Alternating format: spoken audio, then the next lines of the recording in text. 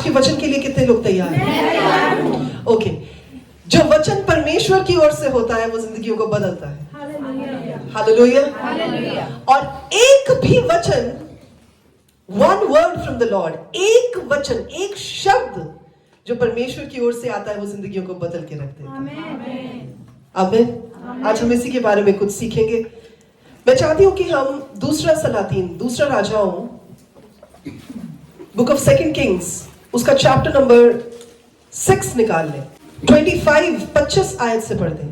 तब शोमरोन में बड़ा अकाल पड़ा और वह ऐसा गिरा रहा कि अंत में एक गधे का सिर चांदी के 80 टुकड़ों में और कप की चौथाई भर कबूतर की बीट 5 टुकड़े चांदी तक बिकने लगी। एक दिन इजराइल का राजा शहरपनाह पर टहल रहा था कि एक स्त्री ने पुकार के उससे कहा, हे प्रभु, हे राजा, बचा। उसने कहा, यदि यहोवा परमेश्वर तुझे ना बचाए तो मैं कहां से तुझे बचाऊं? क्या खलिहान में से या दाखरस के कुंड में से? फिर राजा ने उससे पूछा, तुझे क्या हुआ? उसने उत्तर दिया, इस स्त्री ने मुझसे कहा था, मुझे अपना बेटा दे कि हम आज उसे खा लें, फिर कल मैं अपना बेटा दूंगी और हम उसे भी खाएंगे। तब मेरे बेटे को पकाकर हमने खा लिया। फिर दूसरे दिन जब मैंने इससे कहा कि अपना बेटा दे कि हम उसे खा ले, तब इसने अपने बेटे को छिपा रखा। उस स्त्री की ये बातें सुनते ही राजा ने अपने वस्त्र फाड़े। वह तो शहरपनाह पर टहल रहा था। जब लोगों ने देखा तब उनको ये देख पड़ा कि वह भीतर अपनी देह पर टाट पहने है। तब वह बोल उठा, यदि मैं शापात के पुत्र एलीशा का सिर आज उसके धड़ पर रहने दूं तो परमेश्वर मेरे साथ ऐसा ही वरन इससे भी अधिक करे। Thank you. यहाँ पर आप समझ पा रहे हैं यहाँ पर क्या हुआ? ये जगह के बारे में बताया जा रहा है जो कि शमरोन नाम से जगह है, और यहाँ पर ऐसा भारी अकाल पड़ा, ऐसा ज्यादा बुरा फैमिन पड़ा कि यहाँ पर लोगों के पास खाने के लिए चीजें नहीं बची। इतने हालात बदल गए कि वहां पर एक एक छोटी छोटी चीज भी जो है इतनी महंगी बिकने लगी और खाने की इतनी कमी हो गई कि लोगों को अब इंसानों को खाना पड़ रहा था। यानी पीपल हैड टर्न्ड कैनिबल, यानी वो इंसानों को पकाकर खाने वाले लोग हो गए क्योंकि उनके पास है ही नहीं कुछ खाने को। इतने बुरे हालात। और राजा ने अपने कपड़े फाड़ दिए ये सुन के कि लोगों को अपने बच्चों को पकाकर खाना पड़ रहा है। जस्ट इमेजिन कि उस समय कैसी सिचुएशन रही होगी उस जगह पर। ये हालात थे उस जगह के। और फिर जब आप आगे पढ़ते हैं, चैप्टर नंबर 7 में आ जाएं और पहली 8 आयतों को पढ़ दें। अब यहां पर परमेश्वर के दास एलीशा के पास ये खबर पहुंचती है। हाँ जी। तब एलीशा ने कहा, यहोवा परमेश्वर का वचन सुनो। अब ध्यान से सुनिएगा। परमेश्वर का दास परमेश्वर से कुछ पाकर, परमेश्वर की आवाज को सुनकर अब लोगों को कुछ बताने जा रहा है। क्या बताया उसने? यहोवा परमेश्वर यूं कहता है, कल इसी समय शमरोन के फाटक में सिया भर मैदा 1 शेकल में और 2 सिया जौ भी 1 शेकेल में बिकेगा। तब उस सरदार ने, जिसके हाथ पर राजा तकिया करता था, परमेश्वर के भक्त को उत्तर देकर कहा, सुन, चाहे यहोवा परमेश्वर आकाश के झरोखे खोले तो भी क्या ऐसी बात हो सकेगी? उसने कहा, सुन, तू ये अपनी आंखों से तो देखेगा परंतु उस अन्न में से कुछ खाने ना पाएगा। अब यहाँ पर क्या हुआ? परमेश्वर के दास ने प्रभु में होकर एक बात रिलीज कर दी। बोलेंगे रिलीज कर दी। परमेश्वर में उस बात को भेज दिया कि कल इसी समय तक सिचुएशन सारी की सारी बदल दी जाएगी। यानी कि जो इतनी महंगी चीजें हैं वो एकदम 1-1 शेकल में, यानी कि उनका दाम टूट जाएगा। यानी इतनी अबंडेंस आ जाएगी, इतनी भरपूरी आ जाएगी कि चीजें, हालात सारे जो टर्न अराउंड हो जाएंगे। और वहां पर परमेश्वर के इस वचन को सुनकर जो राजा का एक बहुत इंपॉर्टेंट बंदा था, वो उसे कहता है कि चाहे आकाश के झरोखे खुल भी जाए ना, तब भी ऐसे नहीं कुछ हो सकता।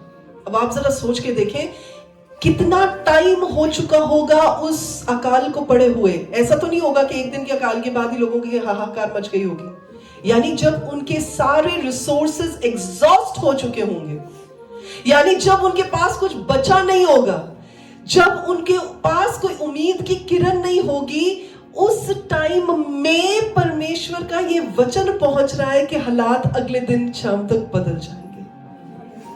जस्ट इमेजिन, ऐसा कैसे हो सकता है? सोच के देखें कि हमारी मेंटल स्टेट, हमारा लॉजिक क्या इस बात को मान सकता है कि ऐसे कैसे एकदम कैसे चीजें ठीक हो जाएंगी, रात रात में ऐसा क्या हो जाएगा? We can't even think about it. सोच सकते हैं? लॉजिकली नहीं सोच सकते। आगे क्या हुआ? और उसके बाद लिखे है कि चार, हाँ जी बेटा, 4 कोढ़ी फाटक के बाहर थे। वे आपस में कहने लगे, हम क्यों यहाँ बैठे बैठे मर जाएं? एक सेकेंड। अब जब कोड़ियों की बात की जाती तो पुराने नियम से ही इस बात को ठहराया गया था कि जो कोड़ से ग्रस्त लोग होते थे उनको शहरपना होती थी, boundary wall of the city, उससे बाहर भेज दिया जाता था, क्योंकि तब कोई मेडिकल असिस्टेंस तो होती नहीं थी। तो ऐसा भी नहीं होता था कि हाँ जी कि उनको दवाई दे के या उनको ऑइंटमेंट लगा के या उनको ठीक कर दिया जाए। आज भी लेपर्स को जो है उनकी लेपर्स कॉलोनीज बनी होती है, यानी लोग छुआछूत को इतना जो है वो मानते हैं कि कहीं हाथ लगा देंगे तो हमें ना हो जाए कहीं। तो क्या होता था कि जो कोड़ी लोग होते थे उन्हें शहर पनाह से बाहर फेंक दिया जाता था, और अगर वो ठीक हो गए तो हो गए, नहीं तो बेचारे वहीं पे कई लोग तो मर जाया करते थे। कोई आते जाते खाना दे जाता था तो दे जाता था, नहीं तो उनके पास कोई प्रोविजंस नहीं होते थे। अब ये जो कोड़ी है वो बाउंड्री वॉल के बाहर बैठ के कह रहे हैं कि जी खाना तो है नहीं। अब जब अंदर खाना नहीं है शहर में तो बाहर खाना कहां से आएगा? तो वो आपस में बात कर रहे हैं, यार खाना तो है नहीं है, या तो यही बैठे बैठे मर जाए या फिर कहीं जाके देखते हैं कि कोई शायद कुछ खाने को मिल जाए हमें किसी जगह पर। अब उन्होंने क्या किया जी? यदि हम कहें नगर में जाएं तो वहां मर जाएंगे, क्योंकि वहां अकाल पड़ा है, और यदि हम यहाँ बैठे रहे तो भी मर ही जाएंगे। इसलिए आओ हम अराम की सेना में पकड़े जाएं। यदि वह हमको जिलाए रखे तो हम जीवित रहेंगे, और यदि वह हमको मार डाले तो भी हमको मरना ही है। तब वह सांझ को अराम की छावनी में जाने को चले, और अराम की छावनी की छोर पर पहुंचकर क्या देखा कि वहां कोई नहीं है, क्योंकि प्रभु ने अराम की सेना को रथों और घोड़ों की ओर भारी सेना की सी आहट सुनाई थी। और वे आपस में कहने लगे थे, सुनो, इज़राइल का राजा ने हित्ती और मिस्री राजाओं को वेतन पर बुलाया है कि हम पर चढ़ाई करें। इसलिए वे सांझ को उठकर ऐसे भागे कि अपने डेरे, घोड़े, गधे और छावनी जैसी की तैसी छोड़ छाड़ अपना अपना प्राण लेकर भाग गए। जब वह कोड़ी छावनी की शोर के डेरों के पास पहुंचे तब एक डेरे में घुसकर खाया पिया और उसमें से चांदी, सोना और वस्त्र ले जाकर छिपा रखा। फिर लौटकर दूसरे डेरे में घुस गए और उसमें से भी ले जाकर छिपा रखा। जी, अब यहाँ पर क्या हुआ? वो 4 कोड़ी गए, कुछ ही दूरी पर आराम की जो सेना थी, जो एक्चुअली इन लोगों के ऊपर चढ़ाई करने के लिए आई थी, वो डेरा लगाकर बैठे थे। अब रात रात में ही ऐसा हुआ कि परमेश्वर ने उनके कानों में ऐसी घोड़ों और रथों की आवाजों को दिलाया कि वो सोच रहे थे कि ये तो नहीं हो गया कि सारी सेना के लोग इकट्ठे होकर आ गए, राजाओं ने संधि कर ली और वो सब इकट्ठे आ रहे हैं और हमें यहां से भगा देंगे। तो वो लोग डर के मारे अपना कैंप लगाया, वैसे ही छोड़कर भाग गए। अब जब ये 4 कोड़ी वहां पर आए, उन्होंने अंदर जाकर देखा, वो ये सोचकर आए थे कि अगर पकड़ लेंगे तो कम से कम अगर जिंदा रहे तो खाने पीने को तो कुछ देंगे। तो वो इस मनसा से आए थे। लेकिन जब उन्होंने आके देखा सारा कैंप खाली पड़ा है, घोड़े की जगह पे है, सोने चांदी अपनी जगह पर है, टेंटों के अंदर सारा सामान पड़ा हुआ है। तो वो अंदर गए, उन्होंने पहले तो खाना पीना खाया राज्य के, और फिर जितना सोना चांदी था अपनी पॉकेटों में डाल लिया। दूसरे में गए टेंट में, उसमें भी सब कुछ ऐसे ही था। अब बाहर आके सोचते हैं, यार हम अकेले थोड़ी इसका बेनिफिट लेंगे, एक काम करते हैं, जाके हम फाटक पे बता देते हैं। तब उन जमानों में ऐसा थोड़ी होता था कि जी हाँ जी कोई बड़े बैरिकेड्स लगे होते थे, फाटक होते थे शहरपनाह के अंदर बाहर आने जाने के लिए, फाटकों पर सैनिक होते थे। तो उन्होंने जाकर वो सारी खबर बता दी। देखते ही देखते लोग आने शुरू हो गए, देखते ही देखते, और राजा ने ये सोचा कि शायद जो आराम की सेना है ये उनकी चाल है कि वो हमें फंसाना चाहते हैं ऐसे करके, ये ना हो कि हम जाएं और वो हम पर हमला कर दें। पर अब लोग तो लोग हैं, जब उनको पता चला कि खाने का सामान है, जब उनको पता लगा सोने चांदी है, तो लोग भाग के आ गए। अब 16 आयत में क्या हुआ बेटा? तब लोगों ने निकलकर अराम के डेरों को लूट लिया। यानी लोगों को तो मौका मिलना चाहिए, और यहाँ पर तो भूखे थे। तो क्या हुआ? और यहोवा के वचन के अनुसार 1 सेया मैदा 1 शेकेल में और 2 सेया जौ 1 शेकेल में बिकने लगा। अब राजा ने उस सरदार को, जिसके हाथ पर वह तकिया करता था, फाटक का अधिकारी ठहराया। तब वह फाटक में लोगों के पांव के नीचे दबकर मर गया। यह परमेश्वर के भक्त के उस वचन के अनुसार हुआ जो उसने राजा से उसके यहाँ आने के समय कहा था। परमेश्वर के भक्त ने जैसा राजा से ये कहा था, कल इसी समय शमरोन के फाटक में 2 सिया जो 1 शेकल में और 1 सिया मैदा 1 शेकल में बिकेगा, वैसा ही हुआ। और उस सरदार ने परमेश्वर के भक्त को उत्तर देकर कहा था, सुन, चाहे यहोवा परमेश्वर आकाश के झरोखे खोल ले तो भी क्या ऐसी बात हो सकेगी? और उसने कहा था, सुन, तू ये अपनी आंखों से तो देखेगा, परंतु उस अन्न में से खाने ना पाएगा। अतः उसके साथ ठीक वैसा ही हुआ।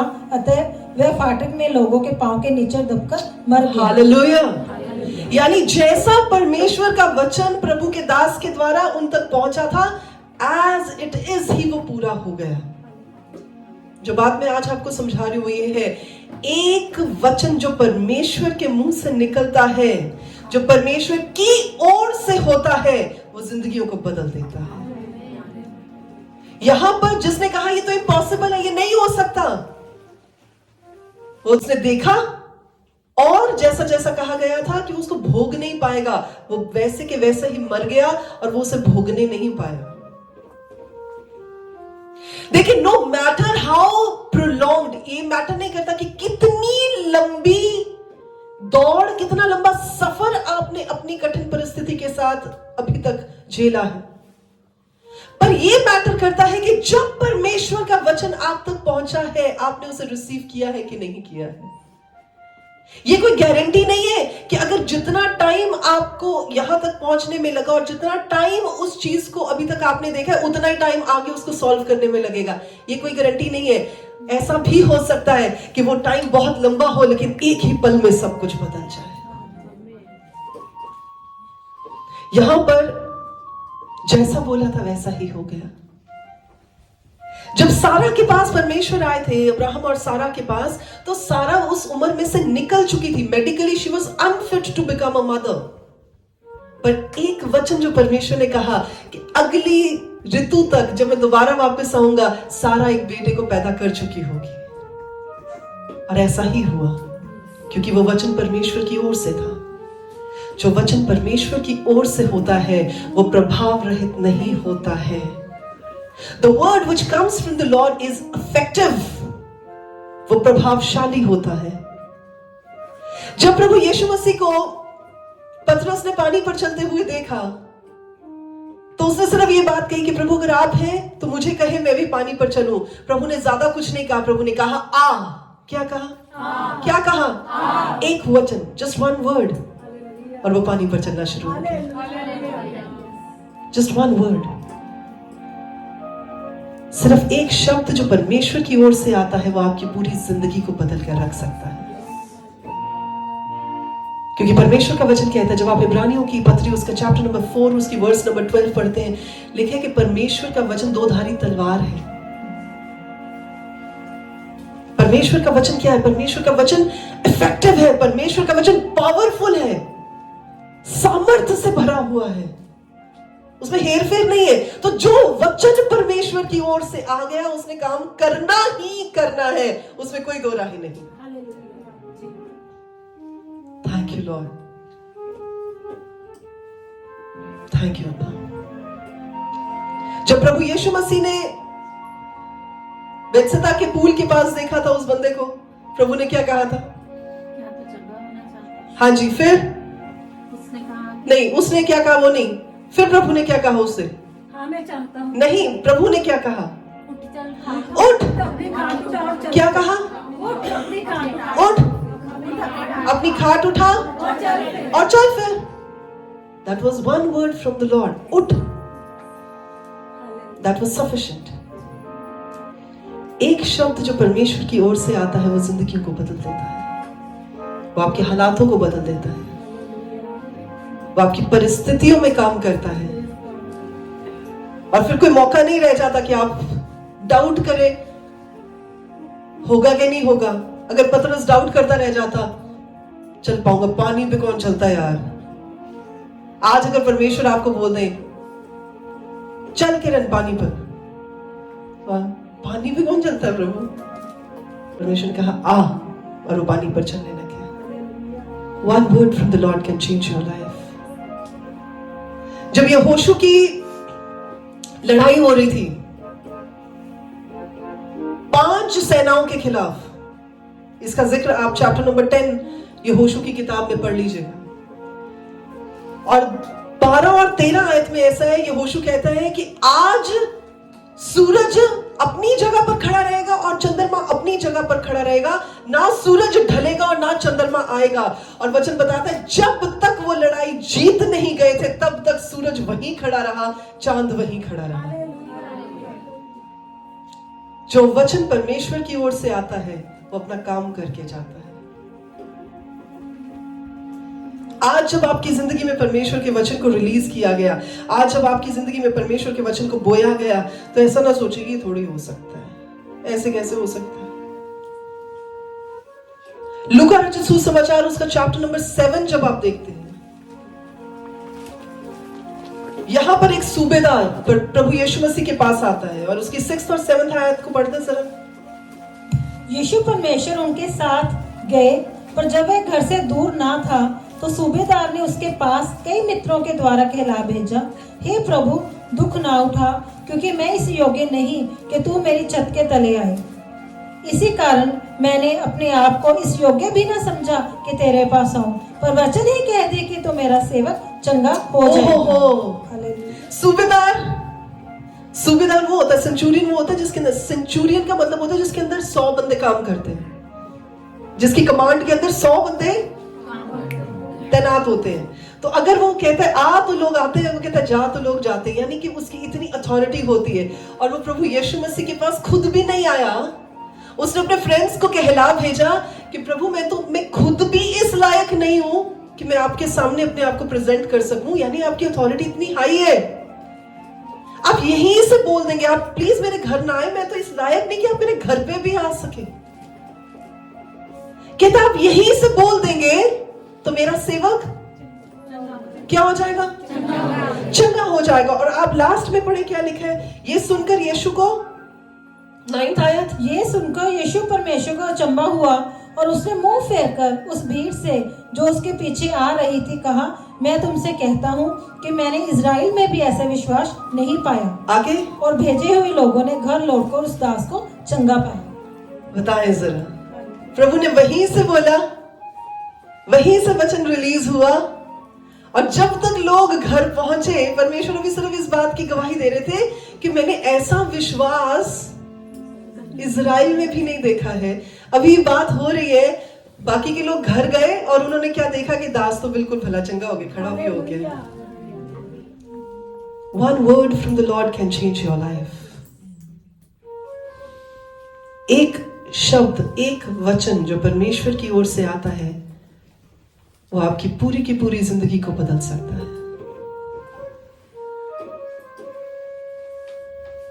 आज मेरी आपके लिए प्रार्थना है कि आप उन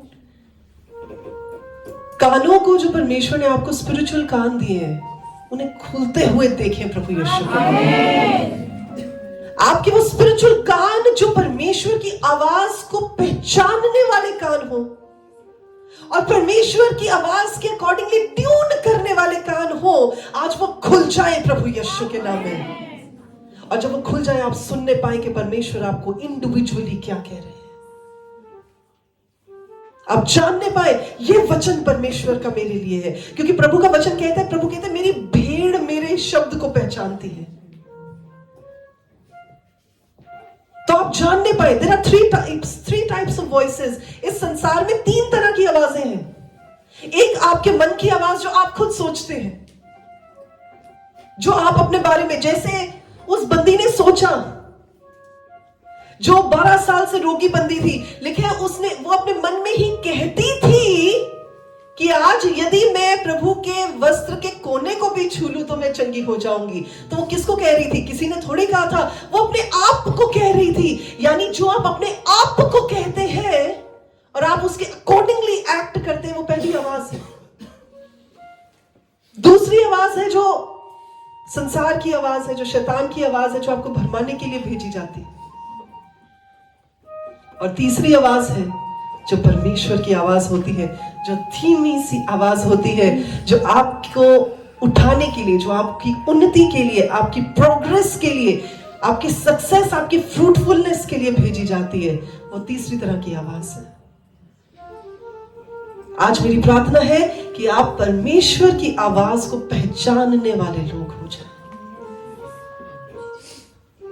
आपको कंफ्यूजन ना रहे कि हाँ ये मैं खुद सोच रहा हूं, क्या ये शैतान मुझसे बातें कर रहा है, क्या ये मेरे मन में ऐसे ही चल रहा है। देखिए, जब अब्राहम के पास परमेश्वर की आवाज पहुंची थी कि अपना इकलौता बेटा इसहाक लेकर जा, उसे बलिदान कर दे, तो अगर वो परमेश्वर की आवाज को ना पहचानता होता तो उसने सोचना था कि ये शैतान ही बोल रहा है या ये मेरे मन की एवी हुई सोच होएगी। पर क्योंकि वो परमेश्वर की आवाज को पहचानता था, बोलेंगे पहचानता था, वो आवाज को पहचानता था,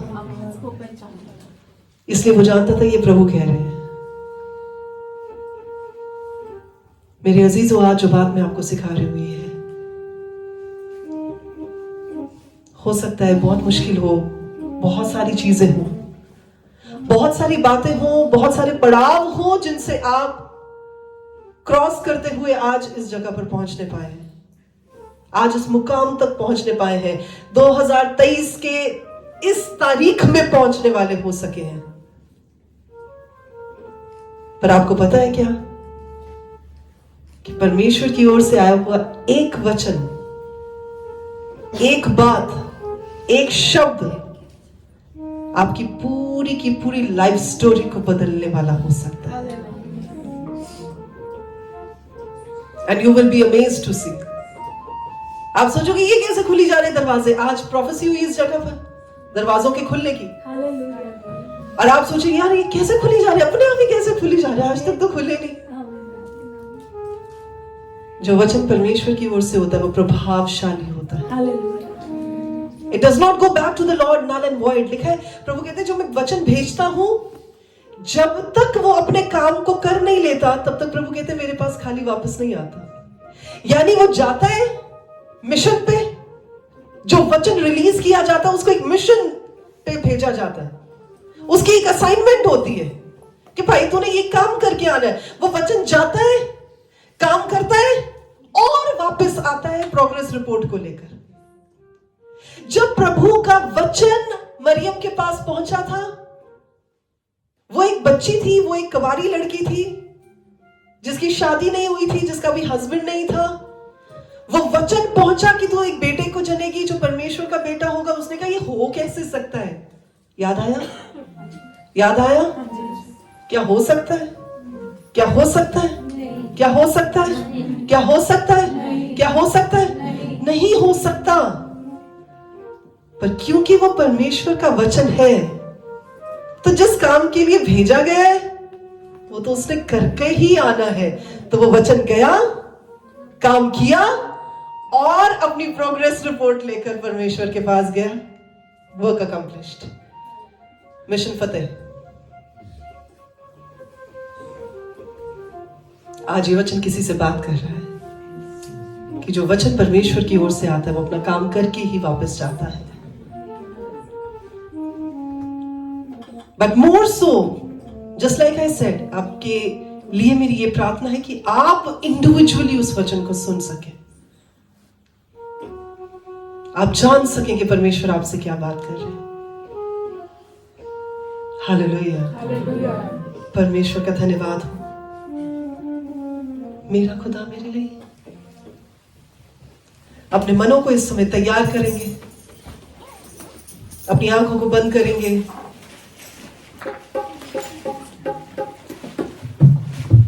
और इस बात को कहेंगे कि प्रभु मैं ऐसा तैयार किया जाऊं, मैं ऐसा मजबूत किया जाऊं कि मैं आपके वायदों पर यकीन करने वाला इंसान बनूं। मैं ऐसा बंदा बनूं, मैं ऐसी बंदी बनूं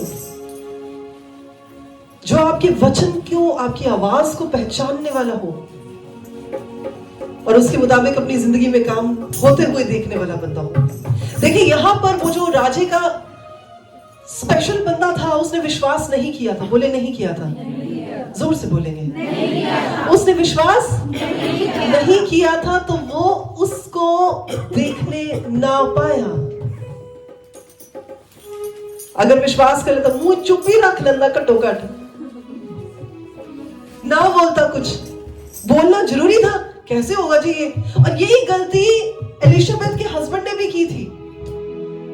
यूहन्ना बपतिस्मा देने वाले के पापा ने, क्या नाम था उनका, जकरिया, उन्होंने भी ये गलती की थी। जब परमेश्वर का दूत आया, उन्होंने कहा कि तुम एक बेटा जनोगे। वो कहता ऐसे कैसे हो सकता है, हम तो इतने बूढ़े हो गए अब। वो कहता ठीक है, अब जब तक बच्चा पैदा नहीं ना होएगा तब तक तेरा मुंह बंद ही रहेगा। तो जो बात मैं आपको सिखा रही हूं ये है कि जब कोई वचन परमेश्वर की ओर से आए उसे डाउट मत करें, रिसीव करें। और परमेश्वर आपको ये डिजर्नमेंट दे कि आप जान पाए कि वो परमेश्वर की ओर से। हालेलुया।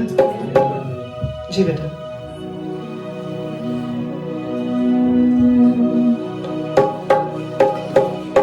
मेरा खुदा मेरे लिए रोटी वांगू तोड़या गया। मेरा खुदा मेरे लिए रोटी वांगू तोड़या गया। बड़े जुल्म सहे उसने, हाँ बड़े जुल्म सहे उसने, नाल कोड़िया दे मारिया गया।